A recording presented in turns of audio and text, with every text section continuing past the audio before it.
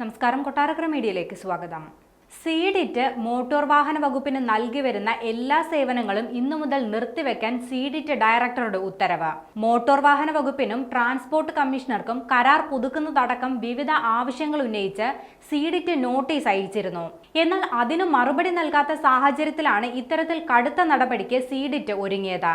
Motor വാഹന വകുപ്പ് ഓഫീസുകളിലെ കമ്പ്യൂട്ടറുകളുടെ service, കുടിവെള്ള വിതരണം, A4 പേപ്പറുകളുടെ വിതരണം തുടങ്ങിയതൊക്കെ ചെയ്തിരുന്നത് സീഡിറ്റ് ആയിരുന്നു. അതിനായി ഓഫീസുകളിൽ ഉദ്യോഗസ്ഥരെ നിയമിക്കുകയും ചെയ്തിരുന്നു. സേവനങ്ങൾ അവസാനിപ്പിക്കുന്നതിലൂടെ IT ഉപകരണങ്ങൾ തകരാറിലായാൽ ഓഫീസ് പ്രവർത്തനം താളം തെറ്റുന്ന അവസ്ഥയുണ്ടാകും. ഉപകരണങ്ങളുടെ വിതരണം അവസാനിച്ചാലും വലിയ ബുദ്ധിമുട്ടായിരിക്കും ഉണ്ടാവുക. ഇത് ജനങ്ങൾക്കുള്ള സേവനത്തെ ബാധിക്കുമെന്നും ആശങ്കയുണ്ട്. സീഡിറ്റുമായി വർഷങ്ങളായുള്ള കരാറാണിത്.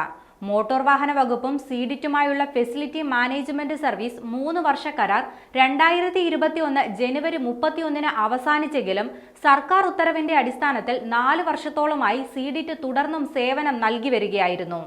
എന്നാൽ കഴിഞ്ഞ 5 മാസമായി പ്രവർത്തന തുക നൽകിയിട്ടില്ല. അതിനു പുറമെ പുതുക്കിയ കരാർ വ്യവസ്ഥകൾ അംഗീകരിച്ച് നൽകാത്തതടക്കമുള്ള കാര്യങ്ങൾ ചൂണ്ടിക്കാട്ടിയാണ് സേവനങ്ങൾ നിർത്തിക്കൊണ്ട് സീഡിറ്റ് ഡയറക്ടർ ഉത്തരവിറക്കിയത്.